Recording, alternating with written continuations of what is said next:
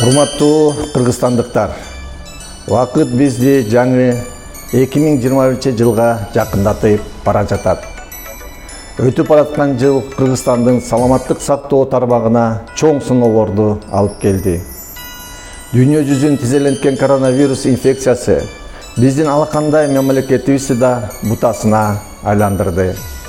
Эң өкүнүчтүүсү, арабыздан өмүрүнүн наркы баа менен эсептелгис бир нече жараныбыз COVID-19 оорусунун кесепетинен биз менен кош айтышты.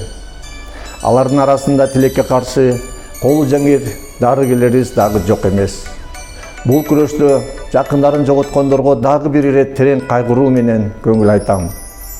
2020 жыл Кыргызстандын медицина тармагына өзгөчө көңүл буруу керек экенин далилдеди. Оор кырдаалда биздин өлкөгө стратегиялык өнөктөш мамлекеттерден баштап жөнөкөй карапайым жанандарыбызга чейин жардамын аяшкан жок. Жада калса кичинекей бөбөктөрүбүз дагы күн санап топтогон каражаттарын коронавирус инфекциясына каршы күрөшүү үчүн берип жатышты. Бул кырдаалда күн түн дебей 2-3 айлап үй бүлөсүн көрбөй, ар бир бейтаптын өмүрү үчүн күрөшкөн кесиптештеримдин эмгеги зор экенин айта кетпесем болбойт. Сиздер чыныгы мекенчил болуу эмне экенин ак эңиңиздер менен көрсөтүңүздөр. Сиздерге терең таасим этем.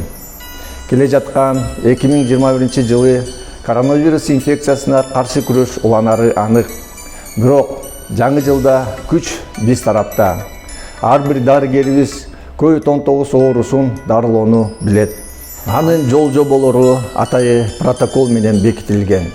Инфекцияны чектөөнүн эң жөнөкөй жолу санитардык гигиеналык эрежелерди сактоо, бет кап тагынуу, колду бат-баттан самындап жуу, антисептика колдонуу, адамдардын ортосунда эң аз 1 метрдик физикалык аралыкты сактоо экенин сиздер жакшы билип калдыңыздар. Эң башкысы сиздерде мекенчил эл турганда эч кандай оору биз үчүн коркунучтуу эмес. Жаңы 2021 жылыңыздар менен куттуктайм. Ушул жылы ар бир кыргызстандыктын, дүйнөдөгү жалпы эле адамзаттын ден соолугу чың болсун. Саламаттык сактоо тармагы үчүн жаңы мүмкүнчүлүктөрдүн жылы болсун. Үйүңүздөрдөн эч качан кут кетпесин, бакыт кетпесин. Байрамыңыздар менен.